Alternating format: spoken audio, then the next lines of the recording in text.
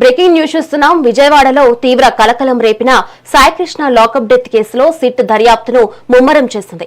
ఈ కేసులో అశోక్, నానీలతో పాటు సిఐ నాగరాజు స్నేహితుడు సురేష్ ను నిందితులుగా చేరుస్తూ కోర్టులో మెమో దాఖలు చేసింది. సాయికృష్ణ మృతదేహాన్ని మాయం చేయడంలో వీరిద్దరూ కీలక పాత్ర పోషించినట్లు సిట్ గుర్తించింది. ఈ ముగ్గురిని ఇవాళ మెజిస్ట్రేట్ ముందు ప్రవేశపెట్టనున్నారు. మరోవైపు లాకప్ డెత్ తర్వాత సాయికృష్ణకు వైద్యం అందించి ఆ తర్వాత పరారైన కృష్ణలంకకు చెందిన ఆర్ఎంపీ డాక్టర్ ను సిట్ అదుపులోకి తీసుకుంది. అలాగే నిందితులకు కీలక సమాచారం చేరవేస్తున్న ఒక లేడీ కానిస్టేబుల్ ను కూడా సిట్ అధికారులు అదుపులోకి తీసుకున్నారు.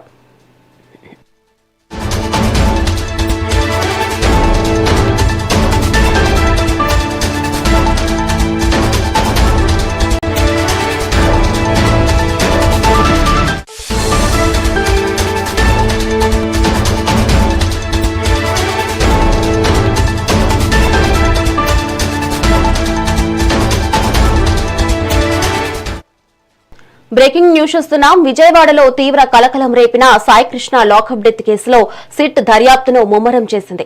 ఈ కేసులో అశోక్, నానీలతో పాటు సిఐ నాగరాజు స్నేహితుడు సురేష్ ను నిందితులుగా చేరుస్తూ కోర్టులో మెమో దాఖలు చేసింది. సాయికృష్ణ మృతదేహాన్ని మాయం చేయడంలో వీరిద్దరూ కీలక పాత్ర పోషించినట్లు సిట్ గుర్తించింది. ఈ ముగ్గురిని ఇవాళ మెజిస్ట్రేట్ ముందు ప్రవేశపెట్టనున్నారు. మరోవైపు లాకప్ డెత్ తర్వాత సాయికృష్ణకు వైద్యం అందించి ఆ తర్వాత పరారైన కృష్ణలంకకు చెందిన ఆర్ఎంపీ డాక్టర్ ను సిట్ అదుపులోకి తీసుకుంది. అలాగే నిందితులకు కీలక సమాచారం చేరవేస్తున్న ఒక లేడీ కానిస్టేబుల్ ను కూడా సిట్ అధికారులు అదుపులోకి తీసుకున్నారు.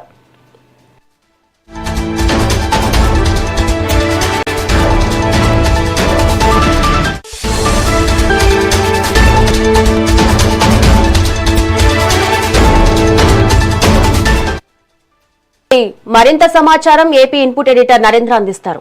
నరేంద్ర, చెప్పండి. విజయవాడ కృష్ణలంకకు చెందినటువంటి సాయి కృష్ణ మిస్సింగ్ కేసులో రోజుకొక మలుపు తిరుగుతూ ఉంది.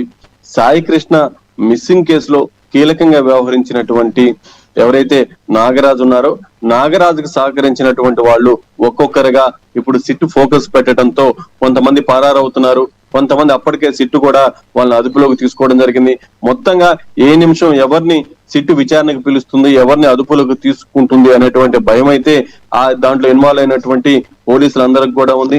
ముఖ్యంగా ఏదైతే అశోక్, దీనికి సంబంధించిన కానిస్టేబుల్ అశోక్, నాని, అదే విధంగా సిఐ సన్నిహితుడు సురేష్, వీళ్ళ ముగ్గురిని కూడా దీనికి సంబంధించి సిట్ అదుపులోకి తీసుకుంది.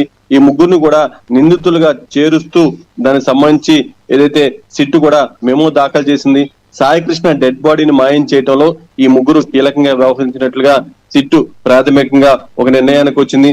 సిట్ అదుపులో మరో వ్యక్తి కూడా ఉన్నారు, ఆర్ఎంపీ డాక్టర్. ఎవరైతే సాయికృష్ణకి ఇటు పోలీసులు అదుపులోకి తీసుకొని చిత్రహింసలకు గురి చేసిన తర్వాత వైద్య సేవలు అందించాడో ఆ ఆర్ఎంపీ డాక్టర్ సాయికృష్ణ మృతి చెందిన తర్వాత పరారయ్యారు. ఒక పక్క సిఐ నాగరాజుని అదుపులోకి తీసుకున్న తర్వాత ఇక వీళ్ళు పూర్తిగా కూడా టౌన్ లో కనిపించినటువంటి పరిస్థితి. ఎవరైతే ఈ సిఐ నాగరాజు కోసం దీంట్లో పనిచేశారో వాళ్ళందరూ కూడా ఇప్పుడు భయంతో గడుపుతూ ఉన్నారు. ముఖ్యంగా ఆర్ఎంపీ డాక్టర్ ను కూడా సిట్ అధికారులు అదుపులోకి తీసుకున్నట్టు తెలుస్తుంది.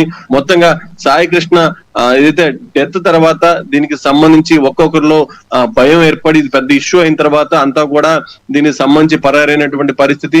ముఖ్యంగా కృష్ణలంక చెందినటువంటి ఈ ఆర్ఎంపీనే ఇందులో కీలకంగా వ్యవహరించారు.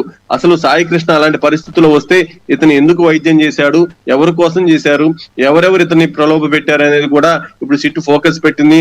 దాంతో పాటు ఎప్పటికప్పుడు ఇందులో ఎవరినైతే సిట్ అనుమానిస్తుందో, ఎవరైతే నిందితులుగా ఉన్నారో, ఎవరైతే కీలకంగా వ్యవహరించారో వాళ్ళ మీద సిట్ ఫోకస్ పెట్టి వాళ్ళకి సంబంధించినటువంటి సమాచారాన్ని సేకరిస్తుంటే ఇక్కడ ఉన్నటువంటి మరో లేడీ కానిస్టేబుల్ ఎప్పటికప్పుడు వాళ్ళకి ఆ నిందితులకి ఎవరైతే ఈ కేసులో కీలకంగా వ్యవహరిస్తున్నారో ఆ నిందితులకి సమాచారం చేరవేస్తున్నట్టు కూడా పోలీసులు ఆమె ఈరోజు సిట్ అధికారులు ఆమెను కూడా అదుపులోకి తీసుకున్నట్టు తెలుస్తుంది.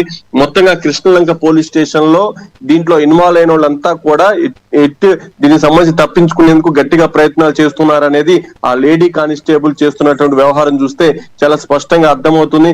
మొదటి నుంచి కూడా పూర్తిగా ఇతర పార్టీలకు సంబంధించిన నాయకులు గాని వాళ్ళంతా కూడా ఆ స్టేషన్ లో పెద్ద ఎత్తున దీనికి సంబంధించినటువంటి కుట్ర జరిగింది, ఇది కుట్రపూరితంగా చేసినటువంటి కార్యక్రమే కాబట్టి వాళ్ళందరూ కూడా తప్పించుకునేందుకు ప్రయత్నిస్తారు, వాళ్ళ మీద పూర్తి స్థాయిలో ఫోకస్ పెట్టాలి, వాళ్ళందరినీ కూడా అదుపులోకి తీసుకోవాలి, వాళ్ళందరినీ కూడా అదుపులోకి తీసుకొని విచారిస్తేనే మరింత సమాచారం వస్తుందంటూ కూడా చెప్తూ ఉన్నారు. సిట్టు కూడా ఆ దిశగానే అడుగులు వేస్తుంది.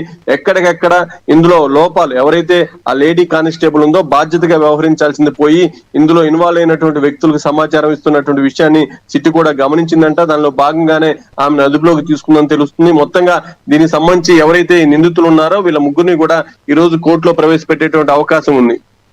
Right, thank you Narendra.